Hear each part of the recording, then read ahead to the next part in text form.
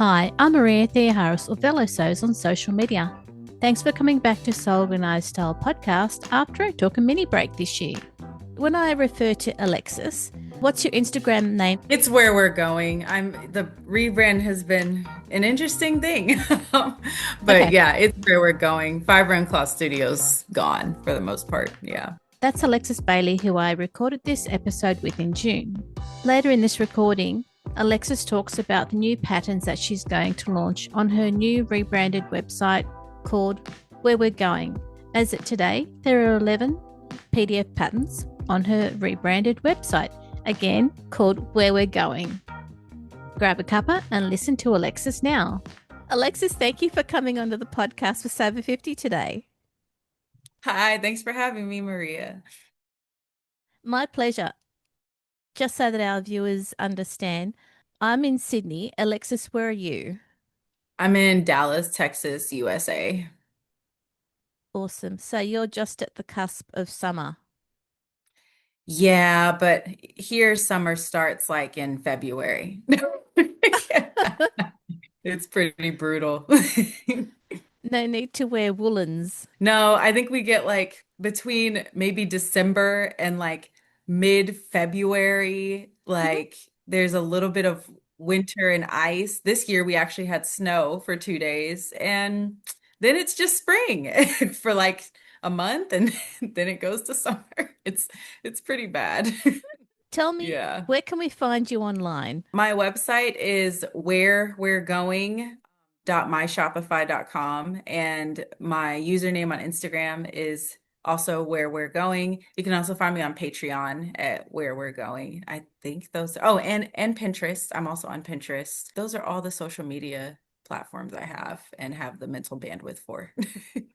It sounds like you're hardworking both online and offline. Maybe, kind of. Where we're going, let's talk about Alexis. What's your sewing journey? Where did you start? When I was 9, I don't know why I wanted to, but I saw my aunt. My aunt used to sew men's suits.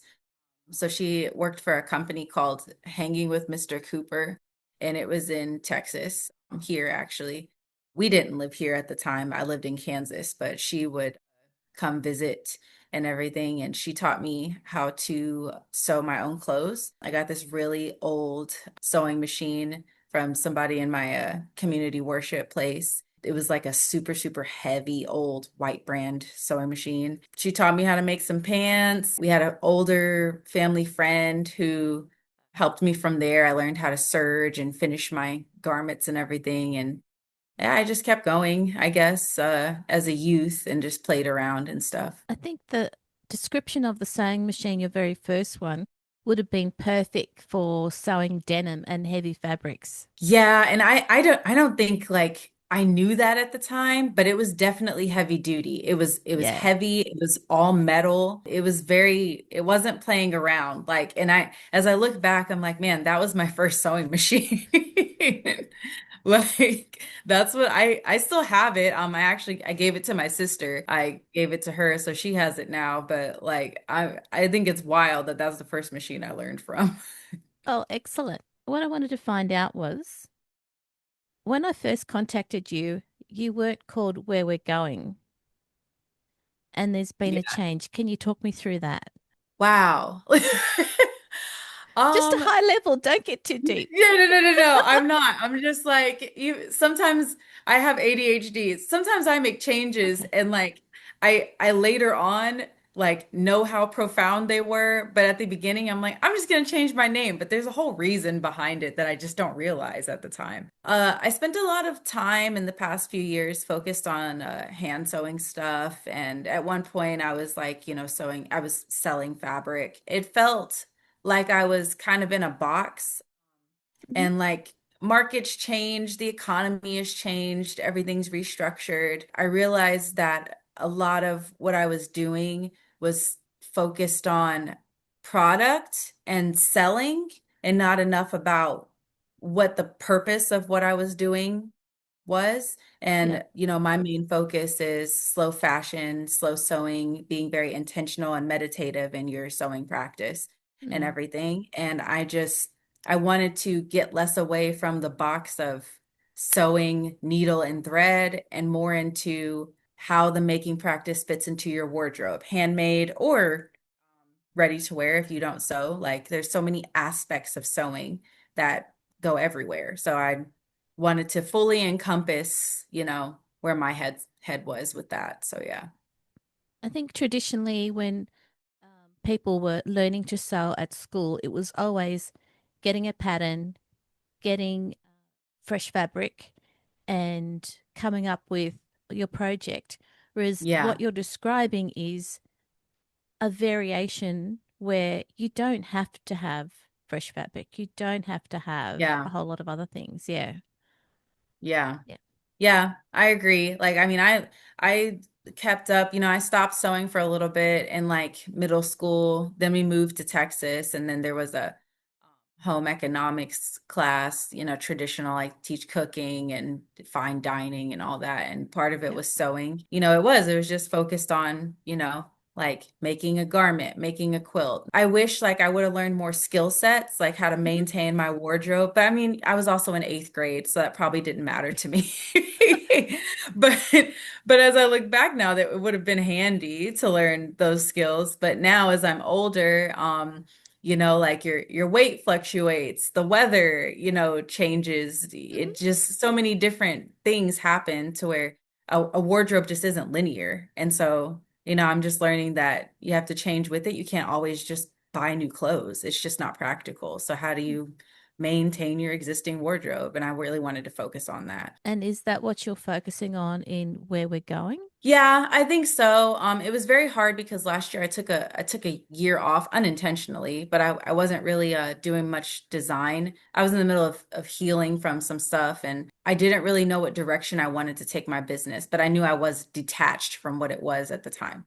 And Yep. so when I changed names, I was like, all right, well, I got the purpose, I got the branding, I got the name and everything. What are we doing now? Yeah. Like, then it was like another unintentional break while we figured out, like, do I even want to design patterns anymore? Do I want to focus on, wardrobe maintenance and optimization, things like that? And then recently, I kind of came back to love, the zero waste design that I do. I found my own voice in my design work. And, lately I've just been behind the scenes working on stuff. My Patreon supporters see some of it, that I'm working on behind the scenes. And I just have ideas that I'm finally bringing to life. And I feel more like the artist that I am. Mm. And that slow fashion, intentional wardrobe creation, you can put your own spin into a handmade wardrobe that lasts longer, designs that like take you further and aren't just like one trick ponies. Stuff like that is, what I'm kind of working towards for people. And then in my blog, I talk a lot about on Substack, which I am also on Substack. I forgot to mention that. Thank you. Same username. Also on Substack, I talk about, different things like that, maintaining your wardrobe and, alterations. I think now I'm more aligned with what I want to That's really good. do. You know? Yeah, I Yeah. agree. Did you find so you took some time out and you had a go at thinking about where you are and what you wanted to be? Was it important for you in that during that period to have a Patreon group that was supporting you? I went through such a imposter syndrome mode last year, Yep. and I was doing great, but somewhere and it was probably life stuff I was going through too, reflecting that I just didn't feel like I was doing like I didn't really like my own stuff. I'm like, I don't know why other people like it. Like Yeah. and so my Patreon was great. I had so many supporters. I think too, like when you're in an artistic fashion, whether you're a designer, whether you paint, whether you do anything and you're selling it, you want like feedback. Like you want to know Hmm. what people think about it. Yep. And I know now that when I wasn't really receiving feedback, it's because I was probably doing a great job. But like when I wasn't getting that immediate, like, oh my God, it's so great because social media teaches us like It that does. immediate gratification. Because I didn't see that. I was like, oh my gosh, people hate everything I do. People don't want to be on this Patreon. So I closed the Patreon. Hmm.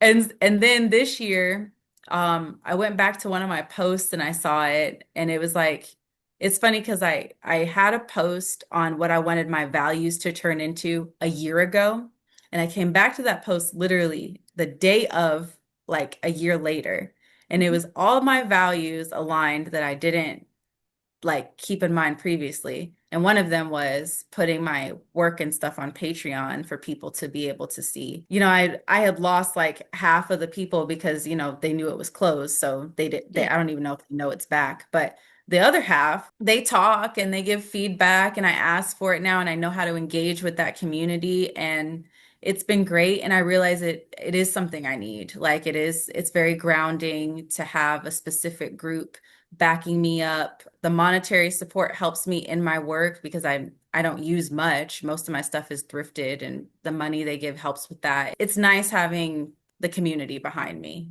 that's like supporting just me. So yeah. Okay. That's helped manage your mental health status and get you to where you are today.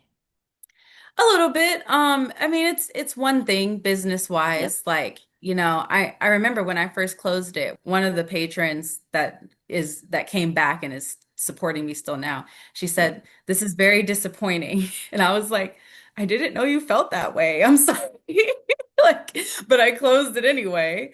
And Yep. then I came back, and she's been the one that's most vocal, and I just didn't realize people just really liked what I put out, and it's given me the boost to be more fluid in my creative process. Like, it's okay to try new things. My work before, I focused on it being perfect and being pristine, and just everything like within the lines or whatever. And Mhm. I'm learning that, like, not everybody relates to that, and it's okay. I don't have to make the perfect pattern. Like, I can play around, and people support that because at the end of the day, they know I'm playing around, so I can find something that's gonna be cool for them at the end of Mhm. the day. So that's been nice. Yeah.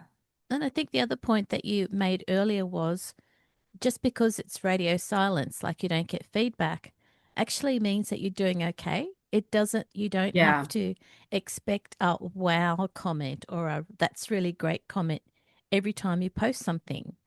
Yeah, that's definitely been a big realization. Like, that's something I had to learn too with the rebrand. Like, when my business was Fiber and Cloth Studio, I was focused on helping others and teaching others and what other people wanted. As a smaller business that was just, kind of figuring stuff out. It's like, oh, people like fabric, let me stock fabric. Oh, people like this, let me stock this. Whereas this rebrand is more about, like, it's about me. It's my representation of me, and who likes it comes and joins. And if they don't, then I'm fine with that. It feels more representative of who I am at this point. That's really great. That's good to hear. Thank you. So, Alexis, what's in store now? What's the future hold? Well, the Patreon was one of my goals in that post. Yep. I said I wanted to put out stuff on Patreon, and my Patreon supporters decide what gets put onto the website for sale. The reason I did that is because I really love, and I've fallen back in love with zero waste design. It's very meditative for me. It's like creating a puzzle. You have to figure out how the pieces work Yes. together. I love that. I think it like feeds my ADHD mind in some way. So I love that aspect of it. But because of it, I think in shapes, and I have so many ideas and things I want to put out. Some of them are small, and some of them, can be self-drafted if you just take a measurement. Some of them will require me to grade it, and I just want to share it all, but I don't need to share it all on the website. So I am very focused on right now putting out content and work and pattern designs and everything, getting my Patreon supporters feedback and seeing what we can put onto the site, and getting my feet wet again in pattern design, and trucking along and growing in that aspect of my work. It sounds very collaborative between you and the people who support you. That's what I wanted it to be. A lot of work goes into pattern design. For me, it's a lot less work than when I was doing conventional design, like like a regular pattern, but it's still a lot of work and I get tired of looking at the computer and everything. And I needed that direct support because just putting things out and you just don't know, like I have one design, I just looked at it the other day, like 780 people have bought it. I have another design, only 200 people bought it. I have Mhm. another design, only 30 people bought it in their lifespans that they've been online. Instead of me putting on my ducks in a row of one thing and hoping people like it, then like my Patreon community, it's like, let me put out like 8 things. What do y'all think about all of these? And we get to decide what's worthy and what's not, is my goal for it. So yeah. And we can definitely find all of those patterns and references on your Instagram account. Yes, but nothing is released yet. Like Okay. the first one comes out this Friday, June 6th. The thing that I've been putting together, the most recent one, it's my first one. I just finished a design for another top and a pinafore and a pair of pants. I have a whole bunch of stuff coming. I'm super excited. I've just been quiet in the background and I like tell them, I'm like, hey, I got stuff, guys. I promise. I'm just working on all of it. So yeah, I'm super excited for everything I have in store. It's just finishing it all. This is really exciting because we'll be able to see all these right now. Some of them. Some of them. Yeah. So before we finish up, Alexis, for people like me who have never done zero waste patterns and just work from measurement, what advice would you give people like me who haven't delved in that area yet? Find what works for you. Like, there's no right or wrong way. And every zero waste designer is different. I would definitely say to familiarize yourself with measuring things with different measuring tools. I use like 8 different measuring tools, like for my own work, because I don't want to get something wrong. So I have my cutting mat has measurements. I have a measuring tape. I have 2 OmniGrid rulers. I have a yardstick. Become familiar with your own body because Mhm. then you'll know how things fit against it. Usually in zero waste, not everything is always tailored, like, specifically. I have a couple designs I'm working to try to change that. But being comfortable with your body, knowing your measurements, knowing how to measure is definitely a first start because if you're comfortable with measuring and you're familiar with math, that's probably the hardest part of everything. Most Mhm. people are afraid to get the measuring part wrong and they're going to cut everything wrong. I would say that. I would also say the second thing is if you're worried about measuring wrong, it's usually because you don't want to waste your fabric and cut it wrong. So Yes. I always tell people to get like a large piece of, no, there's not paper patterns in zero waste. Sometimes there are, but usually there's not. Then make your own paper pattern. Like get a large piece of paper, Yep. measure the measurements accordingly, and then cut them out, place them like a puzzle on the fabric. Because they're cut on paper, you can hold them against you, see how it's going to fit and everything, and kind of get an idea before you even waste what you may think is wasting fabric. So those are my top 2 tips that I tell people to think about a little bit. Okay. Well, thank you for that. Now, as an Yeah. Australian, my follow-up question is it in inches as well as centimeters, or is it just all in inches? Mine are. I have different cutting layouts and Yep. because sometimes my testers are usually up across the pond. Like they're usually everywhere. So I don't just have American ones. Some of them are everywhere, the UK and everything. So Great. yeah, so I usually put all of my measurements in inches and centimeters for everything. I can't say that everyone does that, but I know me and I can think of like the 3 most popular ones, like kind of in the community, like the Yep. So-So, Brigida Helmerson, my friend Emily, who's like with Goldfinch Limited, or I think she changed it to Textile Studio, one of the two. But all of us, I believe, put it also into centimeters. So yeah. Thank you so much, Alexis. I think that helps me a lot, and I always do Yeah. the conversion, but still, it helps a lot. What I do in testing is like I try to get there's so many measurements and I try to incorporate a lot of size inclusivity. Hmm. And so it can be tiring even just putting in the imperial measurements. Yeah. But I have a shareable document and I usually elicit everyone's help. I'm like, can you all help me convert all of these? Because Yeah. I get it. Like I want to make sure it's available for everyone. So, I definitely get it. Alexis, thank you so much for all the work that you put into Where Are We Going with your patterns and for being on the podcast today. Oh, thank you, Maria. I appreciate it. That's okay. I'm glad we got to meet. It's wonderful. It is. Thank you so much for having me. Thank you. All right. This episode of So Organised Style Podcast for Server 50 was both video and audio produced by me, Maria Theoharis, in my sewing room, with permission of Alexis Bailey, sound by Kaneef on YouTube. Many thanks for the ongoing monthly support of the podcast Patreon contributors. Their membership enables me to create these video and audio podcasts for you for free. You can subscribe to So Organised Style Podcast, but with an S, not a Z, on all good podcast apps and on YouTube. And yes, if you live in Australia and you're interested in purchasing Mimiquin from the UK, I'll be your body scanner. Make sure you go back and listen to our free Sober 50 episodes on So Organised Style Podcast. Direct message Sandy and the editors at Sober 50 on Instagram to contribute to the ongoing posts and challenges the team promotes to the community. I look forward to joining you in your sewing room next time. Stay safe, everyone.